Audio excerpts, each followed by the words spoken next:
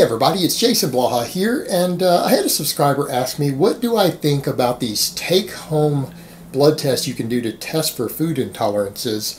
He said he's a little bit skeptical. What are my thoughts on this? So let me put on my +5 head of weaponsmithing, work on skilling up my crafting a little bit, and let's talk about this. Yeah, this is definitely going to fall under the area of a scam alert. Now, there's going to be a few people who come in here. There's going to be the hippie types who are going to come in and say, you're wrong, I did this, I did this. No, no, no, no, no. I'm not wrong. You're the people who don't know science if you're believing this. You've been conned. All the top dietitians, all the top medical doctors, everyone else will tell you this stuff is a complete scam. And I'm going to jump into one in a minute because I did a Google search to see which ones are out there and to see what medical professionals and other people had to say about it. But the thing is, guys, food intolerances, like people trying to diagnose food intolerances like holistic people and yoga, your yoga instructor and everyone else doing this, this falls under hippie pseudoscience. This isn't reality. In fact, people self-diagnosing or having someone who's not really an expert, even though they claim to be diagnose your food allergies, diagnose your food intolerances, is one of the biggest scams in the fitness industry, right up there with supplements, and tons of people fall for this stuff. It's not based upon reality. It's not based on science. Essentially, what is a food intolerance? A food intolerance would be something that you can't digest. All right, a perfect example of lactose intolerance. How do we get lactose intolerance? We lose the enzyme that helps us digest lactose. Humans can digest most foods that we have out there to eat. There aren't that many foods that you're likely to have an intolerance of, but it's been taught as a really big deal. A lot of people have marketed this, promoted it, sold diet books, everything else around this idea, but a lot of times this becomes misleading. For example, look how many people out there believe that they had a gluten intolerance or a gluten allergy. And look how many diet books it sold. Look how many products it sold. But the truth is, all the top experts have come out and said there is no such thing. There has never been a single documented case. One of the top allergists in the world came out a few years ago addressing this and said that in his career, he has never found a single documented case of a gluten allergy. Never. Gastroenterologists have said they have never found a legitimate case of gluten intolerance other than celiac disease. So non-celiac disease gluten intolerance is a made-up disease. It's a psychosomatic disease that people have made up, that authors and gurus and everyone else have created in people's minds. It's not actually real. There's never been a diagnosed case of it that can be actually confirmed. It's not real. In fact, people will blame these intolerances for their weight gain. You know what? If you have a legitimate food intolerance, you actually absorb less of the calories from the food. You actually have problems. And if you have celiac disease, people who have celiac disease, I've met two in my life. Brittany and I have a friend who has celiac disease. She struggles to gain weight. Big time. Even though she's had it diagnosed, she's gained about 20 pounds, but she's still very on the thin side. I've known a powerlifter who had celiac disease. He dropped down to 120 pounds until his celiac was diagnosed. And then once he got completely off gluten because he actually had it, he was able to get up and compete in the 242 class. All right, so the guy's weighing like 240 plus now.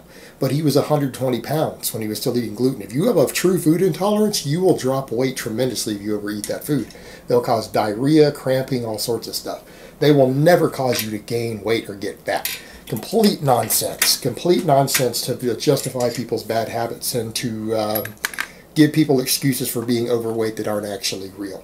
It's not actually true. It's not based on reality. In fact, one of the worst ones, someone I know personally who's a personal trainer, I just kind of had to like, wow. She posted on my Facebook in a conversation that, you know, she's been confirmed to have an intolerance of non-organic GMO chemicals. Non-organic GMO chemicals. That's not even a real thing. That's something someone just made up. But she's been diagnosed with having it. Of course, not by a medical doctor. All right, you guys see how the problem with this hippie stuff goes? And the problem is if you have an allergy, blood tests cannot tell you allergy. So these people who are saying, oh, we can find this intolerance if it's an allergy, that's not how allergy tests work.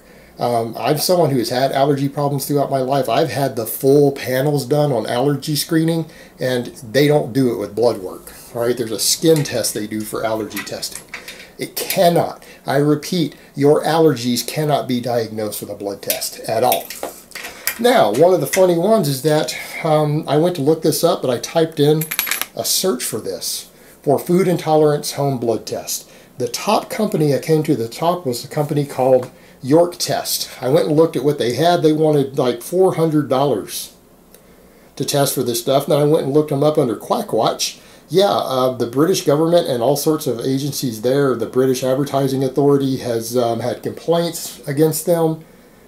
They've been critical of them. It's been noted under the NHS, and keep in mind the UK has full socialized medicine.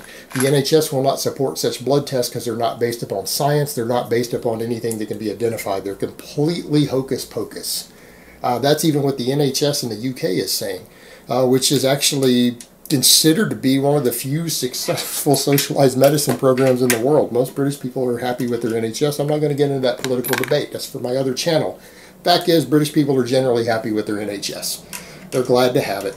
It will not be these sort of tests because they're not based upon science or reality. In fact, when I was living in the UK, the NHS used to have diabetes screening nurses and stuff come around and would talk to you about diabetes, see if you were at risk. And right there, talking with people, they had counselors there who were discussing people who, if you were at risk of diabetes, of how to maybe improve your diet. Talking to people about getting into some exercise regimens. So, I mean, there you have a case of actual medical professionals looking into stuff and saying, hey, let's get into some preventative medicine here. And they were out there on the streets, the main street where I live sometimes, doing a diabetes awareness and stopping people randomly on the street to screen them and ask them if they wanted to be screened and giving lifestyle advice. Of, you know, well, if they were at risk, it would ask them, you know, well, how much do you drink? How much do you exercise? Do you go for walks? You should consider going for a walk every now and then. Go for a walk at least 3 times a week. Join a gym. You know, they were advising physical activity. They were advising people to eat more fiber, eat more vegetables. You know, stuff that most of us here on a fitness channel in the fitness world would say, yeah, that's a good idea. Okay, that's what we're talking about. Even the NHS is telling them over there, this is nonsense. This isn't based on reality. And in fact, one of these whistleblower groups sent in to test this York lab to see what they came back with. They sent in tests. They took the same person and drew blood from them twice and sent it in under 2 different fake names. The same blood test done back to back. They were done right there by someone. They had a nurse pull their blood for them back to back, and they documented all of it, sent it in, and they came back with 2 different sets of results. The first one came back with no food intolerances, and the second one came back with 5 different food intolerances, and they were like gluten, dairy, all sorts of stuff. They gave them 5 different intolerances. So even and that was off the same person. It's completely inconsistent. This stuff is make-believe. It's fantasy. And it causes real harm because it convinces people that they have intolerances that they don't really have. And before long, you have everyone out there thinking that they've got an intolerance they don't have. You know, lactose intolerance is easy to detect. That's one of your biggest ones. If you get gas or diarrhea after you drink milk, you have lactose intolerance. All right, if protein powders give you gas, you have lactose intolerance. It's pretty easy to tell. It's not that difficult.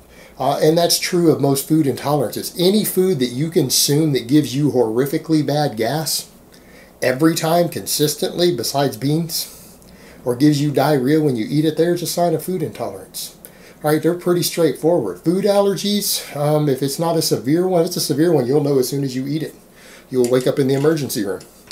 If it's not a severe one, you know, you need to go get an allergy test for it. That's what allergy tests are actually for. These things can't tell you that. But before long, you have people believing they have gluten intolerance, or like my one friend has an intolerance of non-organic GMO compounds.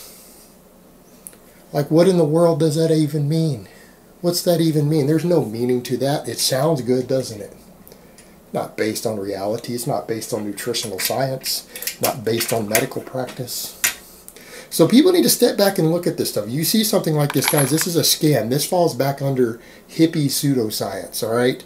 Hippie pseudoscience. This is the same sort of nonsense that convinces people that organic food is more nutritious. You know what? All the data shows it's not. In fact, we could argue that organic food is worse for the environment. There's data on that. A lot of organic foods cause more pollution, and they don't have any more nutritional value than the other stuff. It's just a gimmicking. It's just marketing. It's gimmicky stuff so that they could charge more money for a product that's been grown a different way. This isn't the real world, guys. This is all scam. This is all hustle. This is a way to scam your hard-earned money for you to convince you that you're doing something healthy. This is no different.